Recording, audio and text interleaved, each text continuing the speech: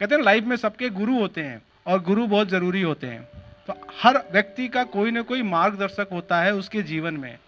हमारे गुरु कहा करते थे, जब हमसे पूछते थे कि सर भारत की खेती को कैसे सुदृढ़ किया जा सकता है, तो बोलते थे कि पहले एक सवाल का जवाब, तुम जिस गांव से हो, जब तुम अपने गांव में जाते हो और गांव का व्यक्ति से पूछते हो तो क्या कहता है कि भैया हमारा बच्चा खेती कर रहा है। तो जब वो खेती शब्द बोलता है तो जो लोग उसको जिस निगाह से देखते हैं कि ऐसा लगता है कि इसको और कहीं रोजगार मिला नहीं, तो इसके पास खेत था इसलिए वो खेती में लग गया।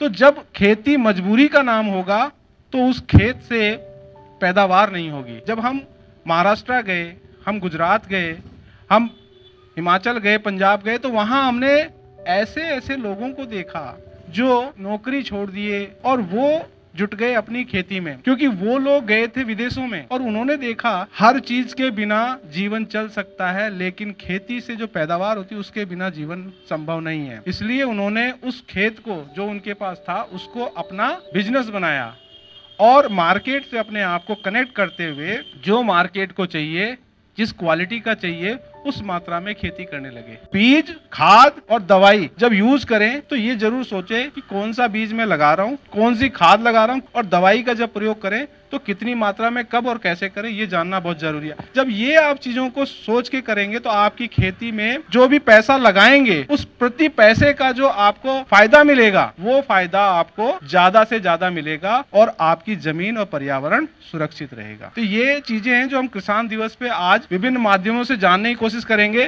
तो आज हमारे ग्रीन टीवी ने सोचा कि इसको थोड़ा सा और बेहतर तरीके से किया जाए ताकि आपको ये न लगे कि ये हमारा प्रोग्राम है, ये हमें लगना चाहिए यहाँ जो भी बैठा हुआ ये उस सब का प्रोग्राम है। तो अंशु जी से रिक्वेस्ट करूंगा कि पहले आप जो हमारे गेस्ट आए हुए हैं उनका स्वागत कीजिए और साथ साथ में एक फूल भेंट करके हमारे सभी किसान भाइयों का आज किसान दिवस पे स्वागत कीजिए। तो हमारे बीच में डॉक्टर यादव सर हैं फ्रॉम पूसा इंस्टीट्यूट, और आपका बहुत बहुत धन्यवाद सर, आज के दिन आप हम किसानों के बीच में आकर आए हैं, आपका बहुत बहुत स्वागत है। Thank you very much.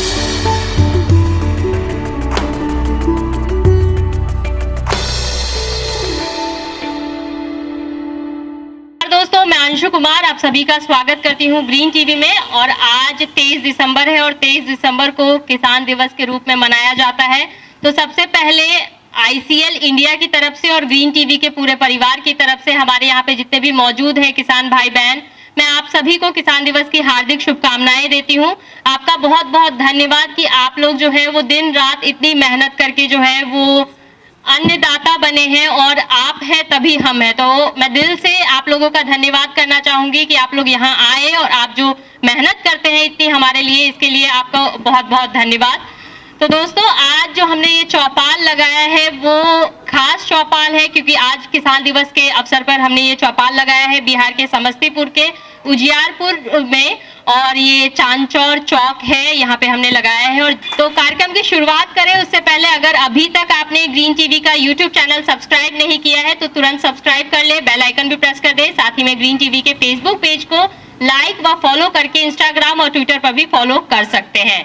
तो आज के कार्यक्रम में जो हम चर्चा करेंगे पोषण प्रबंधन से जुड़ी हुई चीजों पर हम बात करने वाले हैं। हमारे साथ जो एक्सपर्ट है वो बात करेंगे और आप लोगों का सवाल भी लिया जाएगा, क्योंकि हमारे चौपाल का मेन मकसद जो है वो समस्याओं का समाधान करना है, और इसीलिए जो है वो हम आपके बीच आए हैं आपकी समस्याओं को सुनने के लिए। तो सबसे पहले मैं निवेदन करना चाहूंगी doctor SP Singh sir ICL India की तरफ से कि सर आप पोषण प्रबंधन के बारे में हमारे दर्शकों को बताएं। विश्व की दो देश हैं, इजराइल और जॉर्डन, ये दोनों एक जगह को साझा करते हैं जिसको बोला जाता है मृत सागर। वहां से पोटास को बनाते हैं। व्हाइट पोटास के नाम से ये ड्रिप इरिगेशन में भी काम में आता है, लेकिन हिंदुस्तान में चूंकि हम लाल पोटास को जानते हैं इसलिए वो लाल रूप में आपको दिया जाता है। पर क्वालिटी में जो वो समुद्र से जो बनाया जा रहा है मृत सागर से पोटास, वो विश्व का सबसे बेस्ट क्वालिटी का पोटास होता है। उसमें कभी भी 60% से नीचे आपको पोटेशियम नहीं मिलेगा। ICL हमेशा से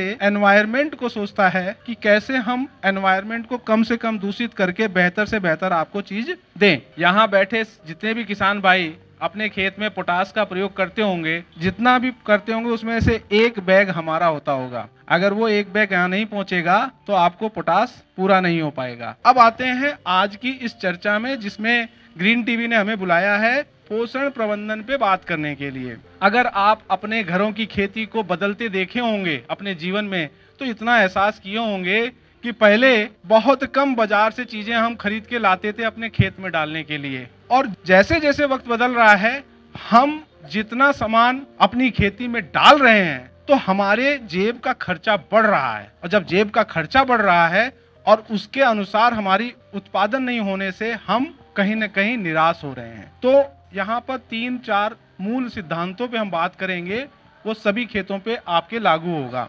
समस्तीपुर का अगर आप कभी भी डाटा देखेंगे तो वो ये बताता है कि यहाँ का पीएच 7.5 से लेकर के 9.2 या 3 तक चला गया है। ये 80% सॉइल जो आपकी है ना समस्तीपुर जिले की, उसका ये एक पैमाना है। कोई ये पूछना चाहिए ठीक है ऊपर है तो क्या फर्क पड़ता है? फर्क पड़ेगा, क्योंकि जब पीएच जितना ऊपर होता जाएगा तो जो आप खेत में खाद डालेंगे ना, ज्यादातर आप लोग डीएपी यूज करते हैं, तो जो खाद आपका एक बीघा में काम करता था वो आपको 4-4 बोरा डालना पड़ेगा, और फिर भी एक बोरे का जो रिजल्ट था ना वो नहीं मिलेगा, क्योंकि मिट्टी का पीएच बढ़ गया तो मिट्टी ने उस न्यूट्रिएंट को पौधे तक जाने ही नहीं दिया। दूसरा ऑर्गेनिक कार्बन होता है, ऑर्गेनिक कार्बन आपका अच्छा है, यहाँ पर हम देख रहे थे डाटा, तो वो बहुत कम मिनिमम है, बाकी अच्छा है।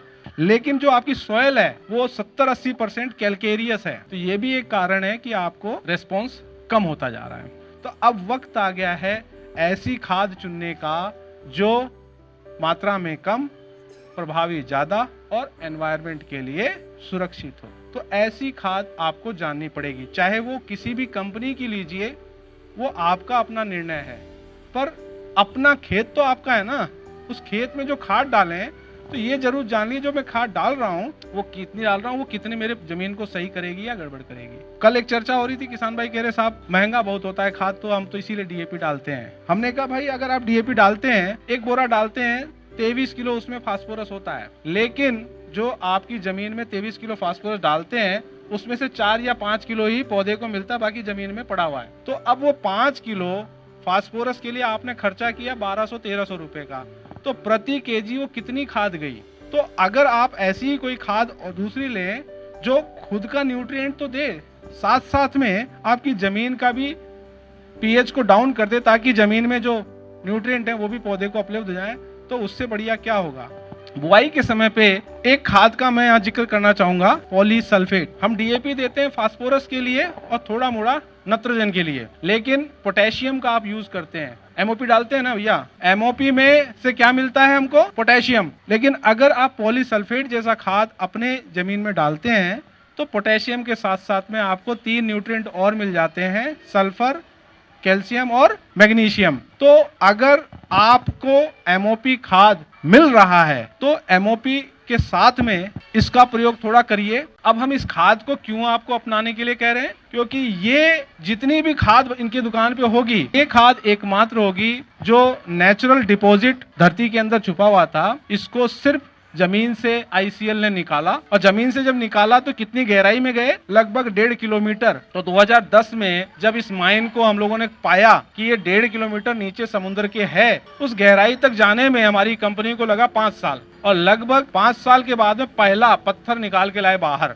और उसको चेक किए कि भाई ये है क्या। तो जब उसको चेक किए तो उसमें पाए कि अरे बड़ा अच्छा, ये तो है, पोटेशियम है, सल्फर है, कैल्शियम है, मैग्नीशियम है। पौधों में डाल के देखा गया तो बड़ा जबरदस्त रिजल्ट आया। जमीन को चेक किए तो जमीन जो पहले रेस्पॉन्स था वो भी उससे भी बेहतर हो गई, और ये 1 साल नहीं, उसके बाद में भी हम लोगों ने समय लगाया 3-4 साल का, और लगभग वर्ल्ड में जितनी क्रॉप होती है ना उन सभी फसलों में इसको उपयोग किया और पाया हर फसल में इसका रेस्पॉन्स है। हाँ, किसी में 10% का है तो किसी में 15% का, तो किसी में 40% तक का हमको रेस्पॉन्स मिला। तो ईल्ड बढ़ाने के लिए तो आप बहुत कुछ कर सकते हैं, मैं ये नहीं कहूंगा सिर्फ ईल्ड बढ़ाने के लिए इसको डालो, लेकिन ईल्ड के साथ में फसल की क्वालिटी अच्छी हो, जमीन का स्वास्थ्य अच्छा हो, और वो एनवायरनमेंट के लिए सबसे बढ़िया हो, तो ऐसी खाद को आप उपयोग करके खेत को सुरक्षित रख सकते हैं, उपज बेहतर कर सकते हैं।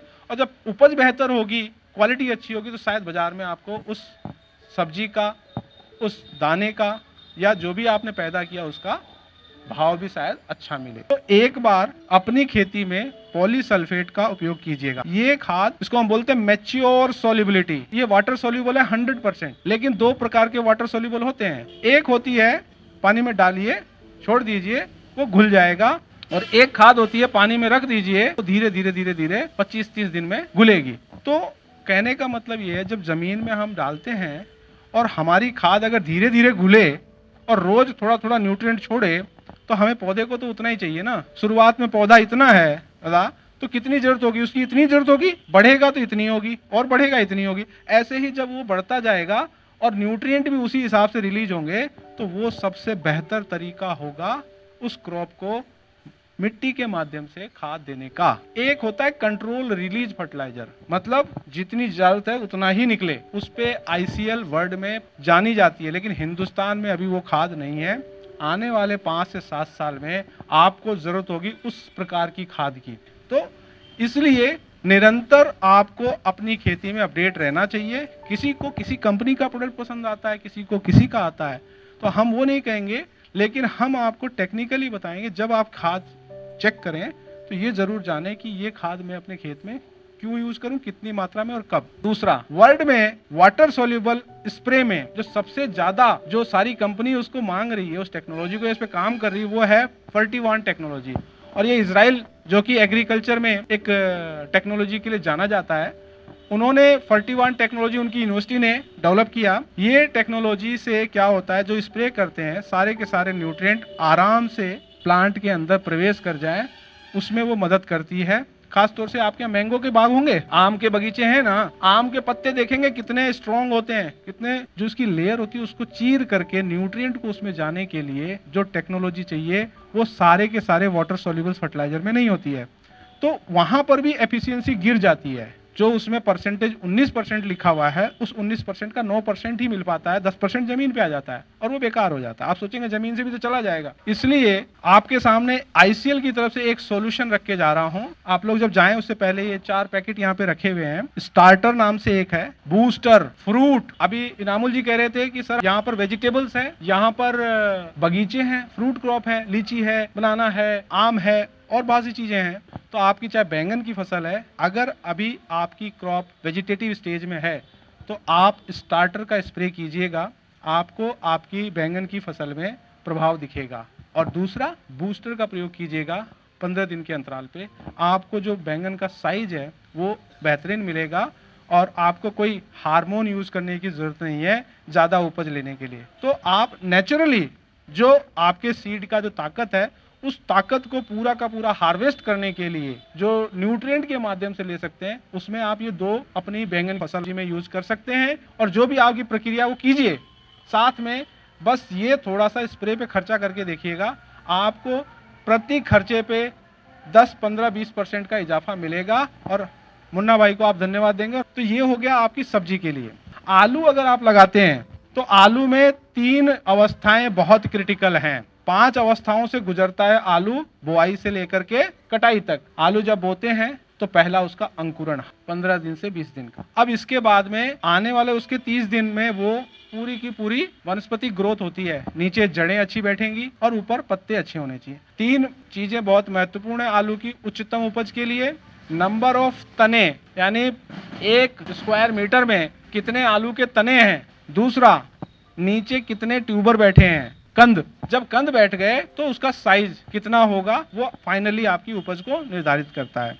तो जब वेजिटेटिव ग्रोथ की बात करें, जो भी आपने जमीन में दिया है उसके साथ साथ में जो यूरिया दे रहे हैं, साथ में एक स्टार्टर का स्प्रे कर सकते हैं। स्टार्टर का स्प्रे करने से 30 से 40 दिन में आप कि अगर आलू की फसल है तो इसको 5 ग्राम पर लीटर से 10 ग्राम पर लीटर आप इसको यूज करके और उस स्प्रे का रिजल्ट 1 सप्ताह में पा सकते हैं। और जब आलू कंद बनने की अवस्था में आएगा तो वो दिन होते हैं 50 से 60 दिन। आपको उस समय पे आलू को फास्फोरस रिच रखना है। तो इसलिए हम कहते हैं कि आप 30 से 40 दिन पे इसको देके पहले पौधे को इतना तैयार कर लीजिए कि वो जितने कंद बने उस कंद के लायक हो सके। और जब उस कंद के लायक हो जाएगा तो उस कंद बनने के लिए थोड़ा फास्फोरस दे दीजिए। डीएपी जमीन से दिया, उसकी कोई गारंटी नहीं है कितना मिलेगा, वो आपके सॉइल के स्वभाव पे है। और इसीलिए उस रिस्क को कम करने के लिए अगर आप 100-200 रुपए खर्च कर दें प्रति एकड़, तो उसके लिए एक है फार्मूला पीक वांट, उसको हम बोलते हैं पीक। कहते हैं किसी भी चीज का पीक, सबसे ज्यादा पीक पे जो न्यूट्रिएंट चाहिए आलू के अंदर वो है कंद अवस्था। और कंद अवस्था में अगर वो 49-32, अगर 49-32 नहीं है तो आप MKP 52-34 का उपयोग कर सकते हैं। और ये दोनों में से जो भी उपलब्ध हो मुन्ना जी के या जो भी आपके नीरज डीलर हैं, वहां से आप ये खाद लेकर के 5 ग्राम प्रति लीटर इसको यूज कर सकते हैं। अब यहाँ पर एक चीज और है, आप लोग दवाई का प्रयोग करते हैं, यहाँ पर अगर आप पीक वांट जो 49-32 का फार्मूला है, आप कोई भी दवाई यूज करें किसी भी फसल में, उसको आप उपयोग में ला सकते हैं 5 ग्राम पर लीटर, और आपकी जो दवाई का जो कार्य क्षमता है वो बढ़ जाएगा। तो इस पीक वांट फार्मूले को मैं आलू में 45 से 55 दिन पे बता रहा हूं। और इसके साथ साथ मैं आपको कह रहा हूं, अगर आप मैंगो में स्प्रे कर रहे हैं, बैंगन में स्प्रे कर रहे हैं दवाई का, तो वहां पर इसको यूज कर सकते हैं। सिर्फ और सिर्फ एक पेस्टिसाइड के साथ में नहीं कर सकते, वो है आप जो दवाई लेंगे ना, अगर उस पर लिखा हो एल्यूमिनियम बेस, तो उसमें नहीं यूज करना है आपको, क्योंकि एसिडिक जैसे होता है वो गड़बड़ करता है। और अगर टेबुकोनाजोल जैसा है उसको ना यूज करके बाकी आप सारे में कर सकते हैं यहाँ पर। और मैं अपने आप को यहीं विराम देता हूँ। धन्यवाद, बहुत बहुत धन्यवाद आप लोगों का। धन्यवाद सर। तो इसी के साथ जैसे कि सर ने बताया कि क्वेश्चन आंसर सवाल जवाब का सिलसिला भी जारी रहेगा, और समस्याएं जो आपकी है वो हम कोशिश करेंगे कि आज की इस चौपाल में जो है उन समस्याओं का समाधान कर सके, क्योंकि खेती करना हम लोग आपको सिखा नहीं सकते, वो ऑलरेडी आप लोग जानते हैं। हम जो है, हमारी जो कोशिश है कि नई तकनीकों को किस तरीके से आप तक पहुंचाया जा सके, किस तरीके से आप लोगों को उनसे अवगत कराया जाए। तो अगला मैं जो बुलाना चाहूँगी, डॉक्टर LM यादव सर हैं, ये professor and head PG department of horticulture Pusa Samastipur से हैं, और ये आलू की खेती के बारे में बहुत जो पोषण प्रबंधन के बारे में जानकारी है उसके बारे में देना चाहेंगे। तो सर आपका स्वागत है। आज के इस कार्यक्रम में उपस्थित जो ऑर्गेनाइजर साइड से लोग हैं उनको हम ये धन्यवाद करते हैं कि आप लोगों के बीच हमको भी आने का मौका मिला है। आप एक चीज़ समझ लीजिए, चूँकि न्यूट्रिएंट की बात हो रही है, तो न्यूट्रिएंट है ना पोषक तत्व, और वो पोषक तत्व जो आपको जो चाहिए होता है वही पोषक तत्व पौधों को चाहिए होता है, कोई अंतर नहीं है। प्राप्त करने के तरीके अलग हैं। एक वर्ल्ड हेल्थ ऑर्गेनाइजेशन का रिपोर्ट है कि पूरे विश्व में लगभग 42 ऐसी बीमारियां हैं जो पोषक तत्वों की कमी के चलते होती हैं। आलू ऐसी फसल है इसमें पोटास की बहुत भूमिका होती है। इनिशियली आता है तो नाइट्रोजन की अपनी विशेष भूमिका है, और जो उन्होंने बहुत डिटेल से बताया आपको कि नाइट्रोजन का लॉस भी बहुत फास्ट होता है। आपने अगर डाला है, टेम्परेचर ज्यादा होगा तो वो गैस फॉर्म में होकर के भी लॉस हो जाता है। तो उसके लॉसेस के बहुत सारे तरीके हैं। इनका जो प्रोडक्ट है जो आपको बता रहे हैं, जब फोलियर फॉर्म में आप देंगे, जैसे आप एक दवा खाते हैं उसका असर कम से कम 8-10 घंटे के बाद आपको आता है, लेकिन अगर सीरियसनेस दिखता है तो डॉक्टर तुरंत आपको इंजेक्शन लगाता है। तो आपके बॉडी में इंजेक्शन जाता है तो उसका क्विक इफेक्ट होता है। वही अप्रोच एक है कि हम किस तरीके को अप्लाई करें जिससे हमारे लॉस कम हो। मेरा एक सुझाव है, हमेशा नाइट्रोजनस फर्टिलाइजर, चूंकि आपके पूरे इलाके की मिट्टी बलू और दोमट टाइप की मिट्टी है तो नाइट्रोजन का लॉस वहाँ ज्यादा होगा, इसलिए उसको 3 डोज में जरूर दीजिए। दूसरा है कि आलू की फसल तो लगी हुई है तो आपको लाइन में फर्टिलाइजर देना चाहिए। पूरे इलाके की मैं बात बता रहा हूँ। अगर लाइन में फर्टिलाइजर देंगे तो कम से कम 80% फर्टिलाइजर पौधे को मिलेगा, क्योंकि जब आलू आप लगाते हैं तो उसको जमने में करीब 20-25 दिन लग जाता है। तब तक उसी कंद से उसको भोजन मिलता है, सारा भोजन उसके कंद में रहता है। और 40 ग्राम का आलू स्टैंडर्ड देखा गया है कि अगर आप लगाएंगे उस वैरायटी का जो गुण है वो उतनी पैदावार देने की कोशिश करेगा। अच्छे बीज का मतलब है, आलू एक ऐसी सेंसिटिव क्रॉप है, इसका सबसे बड़ा दुश्मन जो है वो लाही है। जनवरी का लास्ट होते होते क्या होता है, वो माहो आना शुरू कर देता है। उसका लक्षण देखना है, क्या करना है, आपने खेत पे 2 बांस की जो पतली डंडी लगा करके एक उसपे पीला जो है वो कागज लगा दीजिए और थोड़ा ग्रीस लगा दीजिए। तो जब लाही आएगी तो उसपे वो चिपक जाएगी। सुबह आप जाएंगे देखेंगे भाई ये तो आ रहा है। तब आपको क्या करना है, उस स्टेज पर जो आलू आप बीज के लिए इस्तेमाल करेंगे उसके लिए बहुत जरूरी है, क्योंकि आप सर्टिफाइड सीड इस्तेमाल करते नहीं है। कोल्ड स्टोर से जो मिलता है ले आकर के आप लगा देते हैं, वो बीमारियों का घर है। बीज का उपचार भी बहुत किसान भाई नहीं करते हैं। तो आप ये स्टैंडर्ड कर लीजिए कि फर्टिलाइजर मिट्टी का परीक्षण के बाद डिसाइड करेंगे मात्रा, फिर उसको लाइन में देंगे। बीज का उपचार करेंगे, उपचार करने के बाद फसल को लगाएंगे। पहली सिंचाई फसल लगाने के 15 दिन के भीतर करेंगे। जो मेड़ की ऊंचाई होती है उसका 1/3 ही पानी देना चाहिए। आपकी इच्छा से फसल नहीं चलेगी, फसल की एक अपनी रिक्वायरमेंट होती है। मेड़ की जो ऊंचाई आप मेड़ बनाते हैं उसका 1/3 अगर आप देंगे तो उसके जो मेड़ है उसके ऊपर पानी का प्रेशर नहीं होगा, जिससे कंपैक्टनेस नहीं होगी, मिट्टी जो है कड़ी नहीं होगी। कभी बहुत सारे किसान हड़बड़ में सोचते हैं कि आलू को पहले लगा दीजिए, लेकिन टेम्परेचर बहुत बड़ा भूमिका करता है आलू की फसल में खास करके। जब आपका करीब 30 से 35 डिग्री तापमान दिन का हो और 20-25 डिग्री रात का तापमान होने लगे, तब आप जो है आलू लगाइए। और जब लगाएंगे तो लगभग 1 महीने के बाद 10 डिग्री तापमान और घटता है, तब तक आपका वो करीब 30 दिन की फसल हो जाएगी। तब वो स्टोलन बनता है जिसपे आपके आलू का कंद शुरू होता है। तो अगर वो टेम्परेचर 20 के आसपास नहीं है तो आपके आलू का पौधा बढ़ता रहेगा लेकिन उसमें कंद नहीं लगेगा। तो आप कहेंगे साहब फसल बहुत अच्छी है लेकिन उसमें कंद नहीं लग रहा है।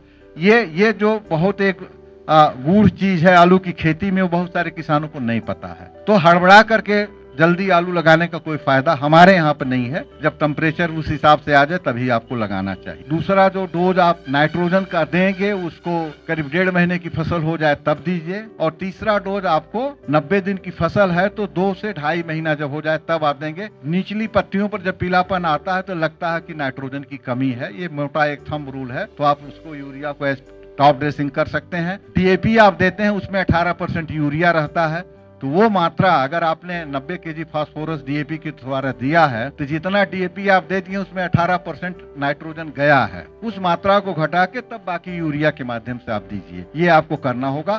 तो ये बातें हैं। बैगन में मैं बताया एक उसमें प्रॉब्लम आती है, बोरर की प्रॉब्लम आती है। आप जो लगाते हैं तो 45 दिन से बचाने के लिए एक पौधे पर उसका जैसे डोज खेत का मिट्टी का परीक्षण करवाएंगे, फिर उसका लगभग हम लोग बताते हैं 100 से 120 kg नाइट्रोजन देना है, 80 kg phosphorus, 80 kg potash. Nitrogen को 3 भाग में देना है और खेत में फर्टिलाइजर छींटना नहीं है, क्योंकि आप उसको हाइब्रिड लगाते हैं, बड़ा बड़ा है तो 50x50 पे लगाते हैं। तो जहां आपको पौधा लगाना है उसको मार्क कर लीजिए और फर्टिलाइजर मिक्स करके वहां रख करके खुरपी से मिला दीजिए और अगले दिन फिर दोपहर के बाद उसमें बिचड़ा आप लगाइए। तो आप बहुत अच्छा उपयोग फर्टिलाइजर का कर पाए, क्योंकि जो 50 सेंटीमीटर बीच में दवाई फैली रहेगी उसको पौधा तो ले नहीं पाएगा। तो एक सावधानी वहां ये बरतें। दूसरा, जब उसमें कीड़ा लगता है तो उससे बचने के लिए सिस्टेमिक इंसेक्टिसाइड देना होगा। जिस डिब्बे पर लाल वाला कलर लगा रहता है, जिस दवाई को आप खरीदते हैं, वो सिस्टेमिक इंसेक्टिसाइड है जो पौधे के पूरे शरीर में जाता है और फिर जहां भी वो कीड़ा है उसको मारता है। और ज्यादा अगर लग रहा तो तने को जहां से वो इंसर्ट कर रहा उससे 1-1.5 इंच नीचे से काट करके और जमीन में उसको दबा दीजिए। फिर आप इसको रख सकते हैं। और लगाते वक्त फ्यूराडान भी 1 चम्मच पर पौधा आप दे करके अगर करेंगे तो सिस्टमिक ही है, वो करीब आपको 45 दिन तक सुरक्षा आपकी फसल को देता है। बहुत सारे सब्जियों की खेती यहाँ होती है। किसी से संबंधित आपकी कोई समस्या हो आप पूछिए, तो मैं कोशिश करूंगा कि आपको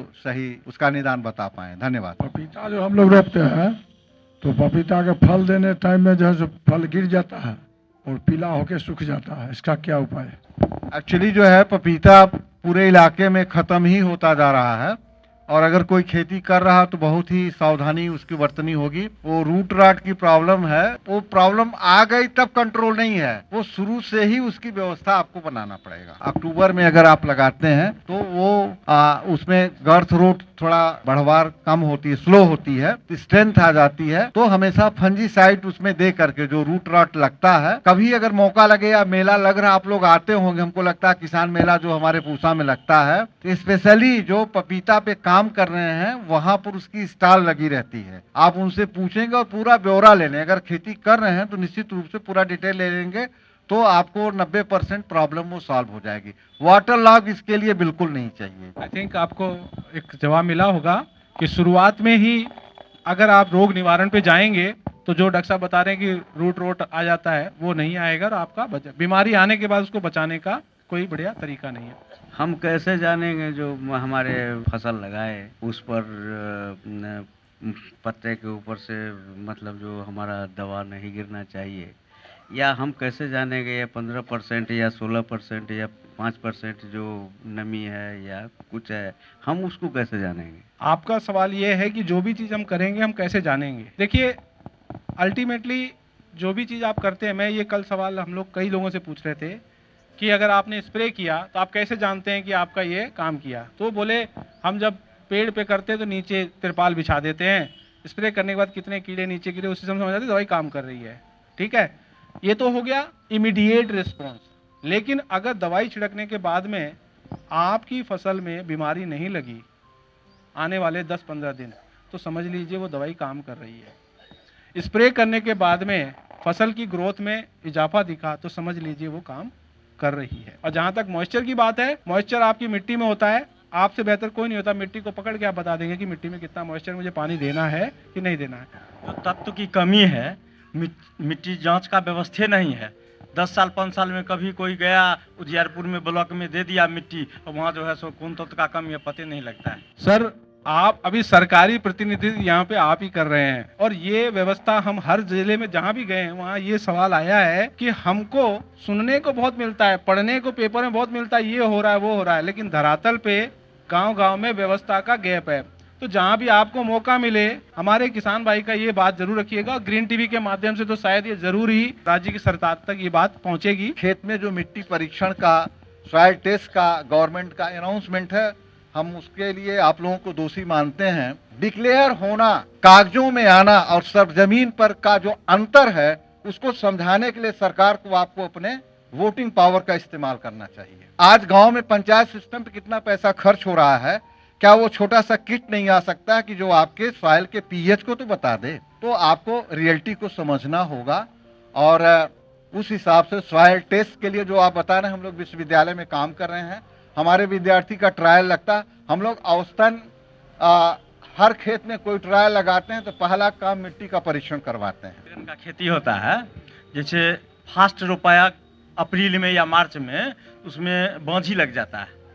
हाँ, वही खेत में अगर लेट से रोपाता है तो बांझी नहीं होता है। जो बीज खरीद के लगाते हैं तो उसमें क्या होता है, 2 सीजन का बीज होता है, एक बरसाती होता है, एक सर्दी वाला होता है। अगर कोई पहले सीजन का दूसरे में लगा दे, दुकान पे गलती से ले आए, तो उस कारण से भी ये समस्या आ सकती है। जब भी आप बाजार से कोई भी चीज का हाइब्रिड लेके आएंगे तो उसको जब दोबारा लगाएंगे तो उसमें आपको 20-25% पौधों में बांझपन की शिकायत मिलेगी, क्योंकि जब हाइब्रिड एक बार लगने के लिए होता है, दोबारा जब लगाएंगे तो उसका जेनेटिक कॉम्बिनेशन बदल जाता है। तीसरा जो है, जो वैरायटी है, वो वैरायटी उस टेम्परेचर, उस मौसम के लिए है। अगर वो भी आपने बदला है तो उसके कारण भी होता है। और जो भाई साहब का एक बड़ा पर्टिकुलर था कि अगर मैं एक आध महीने लेट लगाता हूं तो उसमें अच्छा आता है, तो उसका यही हो सकता है कि जो वैरायटी है आपकी, फ्रूट बनने के लिए पोलन से उसको फर्टिलाइज होने में 3-4 चीजों का काम होता है। एक सही टेम्परेचर और उसके साथ साथ में जमीन में आर्द्रता, कि सूखापन न हो, और कभी कभी बोरोन की कमी के कारण भी आपका वो पोलन ट्यूब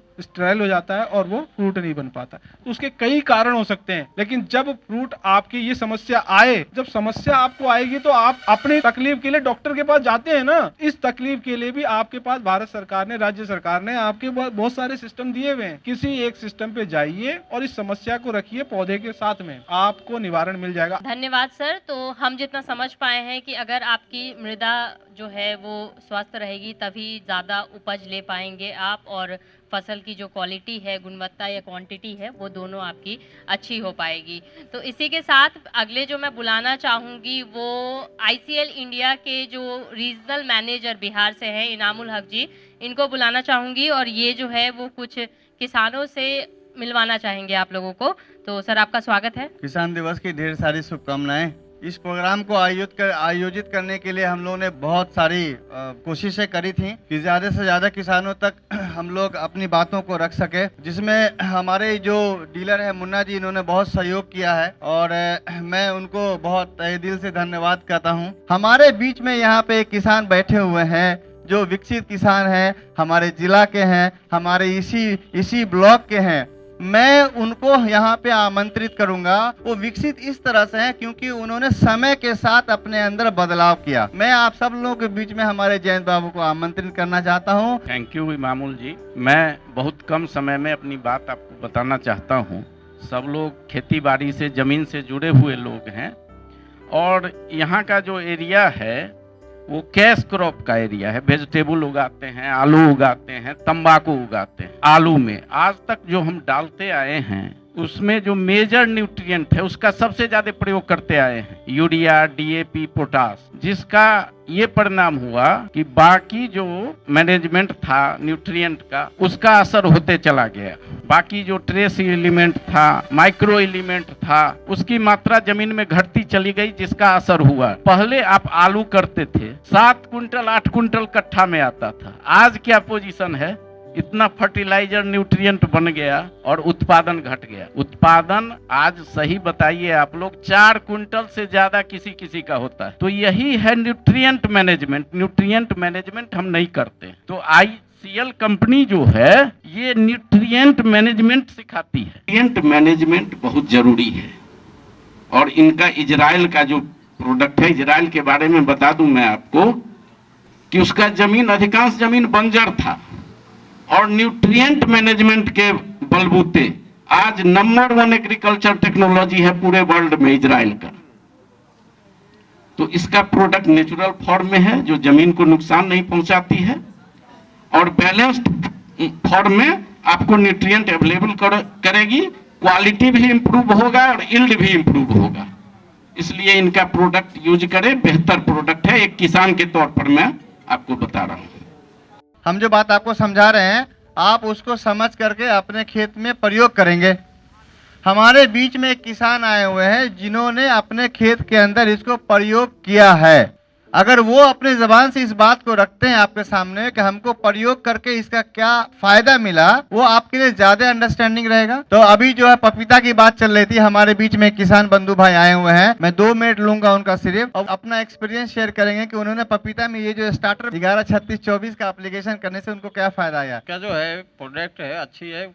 स्टार्टर जो है जो शुरू में तो पौधा का विकास अच्छा होता है, पौधा का रंग रूप अच्छा रहता है।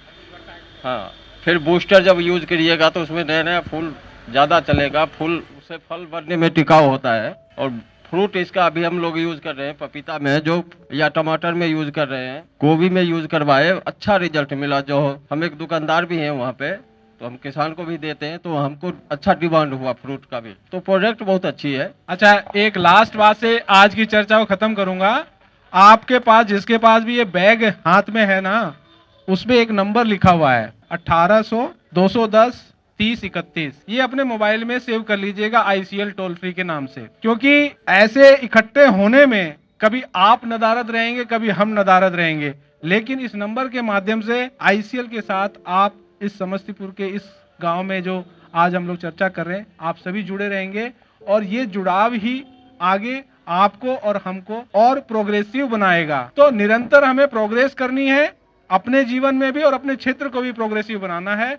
और इसी के साथ में आज इस किसान दिवस पे आयोजित इस चर्चा को मैं ऑफिशियली ICL की तरफ से बहुत बहुत धन्यवाद देते हुए विराम देता हूं। धन्यवाद सर। तो इसी के साथ यहाँ पे जितने भी मौजूद हैं हमारे किसान भाई, मैं आप सभी का धन्यवाद करना चाहूंगी और साथ में मैं यादव सर आपका बहुत बहुत धन्यवाद करना चाहूंगी कि आपने अपना कीमती समय हमें दिया।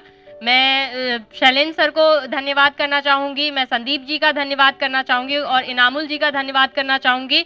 और ग्रीन टीवी के प्लेटफॉर्म के जरिए जो भी किसान भाई बहन हमें देख रहे हैं, आप सभी का बहुत बहुत धन्यवाद। आप सबको किसान दिवस की हार्दिक शुभकामनाएं। अगर कोई सवाल पूछना चाहते हैं आप, तो ग्रीन टीवी के व्हाट्सएप नंबर पर अपना सवाल हमें भेज सकते हैं। हमारा व्हाट्सएप नंबर है 9953218363 या फिर 9540300003।